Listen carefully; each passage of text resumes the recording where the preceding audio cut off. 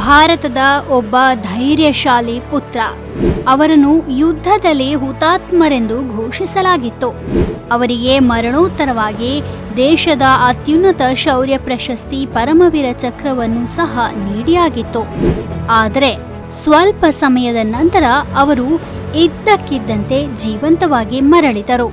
ಇದು ಮೇಜರ್ ಧನ್ ಸಿಂಗ್ ಥಾಪಾ ಅವರ ಕಥೆ.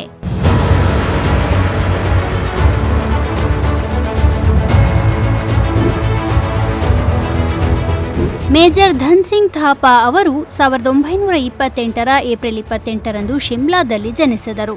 ಅವರು 8 ಗೂರ್ಖಾ ರೈಫಲ್ಸ್ನಲ್ಲಿ ನಿಯೋಜನೆಗೊಂಡರು ಮತ್ತು ಅವರು ತಮ್ಮ ತತ್ವಗಳು, ಧೈರ್ಯ ಮತ್ತು ಕ್ರೀಡಾ ಮನೋಭಾವಕ್ಕೆ ಹೆಸರುವಾಸಿಯಾಗಿದ್ದರು. 1962ರ ಅಕ್ಟೋಬರ್ನಲ್ಲಿ ಚೀನಾ ಭಾರತ ಯುದ್ಧ ಪ್ರಾರಂಭವಾಯಿತು. ಅಕ್ಟೋಬರ್ 21ರಂದು ಸಿರಿಜಪ್ ಮತ್ತು ಯೂಲಾವನ್ನು ವಶಪಡಿಸಿಕೊಳ್ಳುವ ಉದ್ದೇಶದಿಂದ ಚೀನಿಯರು ಪಾಂಗಾಂಗ್ ಸರೋವರದ ಉತ್ತರಕ್ಕೆ ಮುನ್ನಡೆದರು. ಸಿರಿಜಪ್ 1 ಎಂಬುದು 8 ಗೂರ್ಖಾ ರೈಫಲ್ಸ್ನ 1ನೇ ಬೆಟಾಲಿಯನ್ನಿಂದ ಪಾಂಗಾಂಗ್ ಸರೋವರದ ಉತ್ತರ ದಂಡೆಯಲ್ಲಿ ಸ್ಥಾಪಿಸಲ್ಪಟ್ಟ ಒಂದು ಪೋಸ್ಟ್ ಆಗಿತ್ತು ಮತ್ತು ಮೇಜರ್ ಧನ್ ಸಿಂಗ್ ಥಾಪಾ ಮಗರ್ ಅವರ ನೇತೃತ್ವದಲ್ಲಿದ್ದ ಈ ಪೋಸ್ಟ್ ಅನ್ನು ಸಶಸ್ತ್ರ ಚೀನಿ ಪಡೆಗಳು ತ್ವರಿತವಾಗಿ ಸುತ್ತುವರೆದವು. ಡಿ ಕಂಪನಿಯ ಸೈನಿಕರು ಮೇಜರ್ ಥಾಪಾ ಅವರ ಸ್ಫೂರ್ತಿದಾಯಕ ನಾಯಕತ್ವದಲ್ಲಿ ಉತ್ಸಾಹದಿಂದ ಹೋರಾಡಿದರು ಮತ್ತು ಚೀನಾದ ಸೈನಿಕರ 2 ದಾಳಿಗಳನ್ನು ಹಿಮ್ಮೆಟ್ಟಿಸುವಲ್ಲಿ ಅಸಾಮಾನ್ಯ ಶೌರ್ಯವನ್ನು ತೋರಿಸಿದರು. ಜೈ ಮಹಾಕಾಳಿ ಅಯೋ ಗೋರ್ಖಾಲಿ ಎಂಬ ರೆಜಿಮೆಂಟಲ್ ಯುದ್ಧದ ಕೂಗಿನೊಂದಿಗೆ ಅವರು ತಮ್ಮ ಬಿದ್ದ ಸಹಚರರ ರೈಫಲ್ಗಳನ್ನು ಎತ್ತಿಕೊಂಡು ಪ್ರತೀಕಾರ ತೀರಿಸಿದರು. ಆದರೆ ಚೀನಿಯರು ಟ್ಯಾಂಕ್ಗಳ ಬೆಂಬಲದೊಂದಿಗೆ ಭಾರತೀಯ ಸೈನಿಕರ ಮೇಲೆ 3ನೇ ಮತ್ತು ಅಂತಿಮ ದಾಳಿಯನ್ನು ಪ್ರಾರಂಭಿಸಿದರು. ಹಿಂದಿನ ದಾಳಿಯ ಅಲೆಗಳಿಂದ ಮೇಜರ್ ಥಾಪಾ ಅವರ ಪೋಸ್ಟ್ ಅದಾಗಲೇ ದುರ್ಬಲಗೊಂಡಿತ್ತು. ಆದರೆ ಅವರು ತಮ್ಮ ಮದ್ದುಗುಂಡುಗಳು ಖಾಲಿಯಾಗುವವರೆಗೂ ಹೋರಾಡಿದರು. ಆದಾಗ್ಯೂ ಅಂತಿಮವಾಗಿ ಚೀನಿಯರು ತಮ್ಮ ಉನ್ನತ ಆಯುಧಗಳು ಮತ್ತು ಸಂಖ್ಯಾಬಲದೊಂದಿಗೆ ಪೋಸ್ಟ್ ಅನ್ನು ವಶಪಡಿಸಿಕೊಳ್ಳುವಲ್ಲಿ ಯಶಸ್ವಿಯಾದರು. ಮೇಜರ್ ಥಾಪಾ ಮತ್ತು ಅವರ ಉಳಿದ ಸೈನಿಕರನ್ನು ಸೆರೆಹಿಡಿಯಲಾಯಿತು ಮತ್ತು ಯುದ್ಧ ಖೈದಿಗಳನ್ನಾಗಿ ಕರೆದುಕೊಂಡು ಹೋಗಲಾಯಿತು.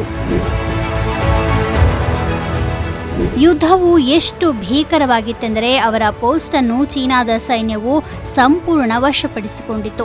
100 ಸೈನಿಕರಿಂದ ಸುತ್ತುವರೆದಿದ್ದ ಥಾಪಾ ಅವರನ್ನು ಯಾರೂ ಜೀವಂತವಾಗಿರಬಹುದೆಂದು ಪರಿಗಣಿಸಲಿಲ್ಲ ಮತ್ತು ಅವರನ್ನು ಹುತಾತ್ಮ ಎಂದು ಘೋಷಿಸಲಾಯಿತು.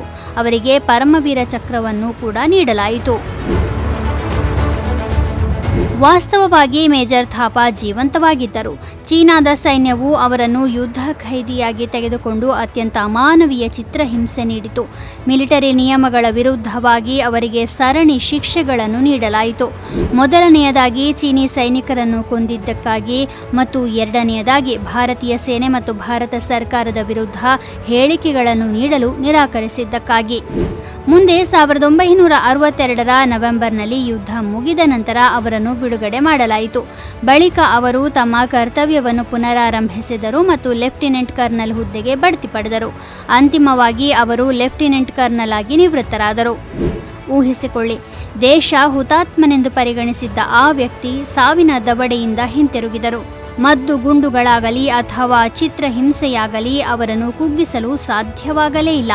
ಯಾಕೆಂದರೆ ಅವರು ನಿಜವಾದ ಗೂರ್ಖಾ, ನಿಜವಾದ ಧೈರ್ಯಶಾಲಿ ಧನ್ ಸಿಂಗ್ ಥಾಪಾ.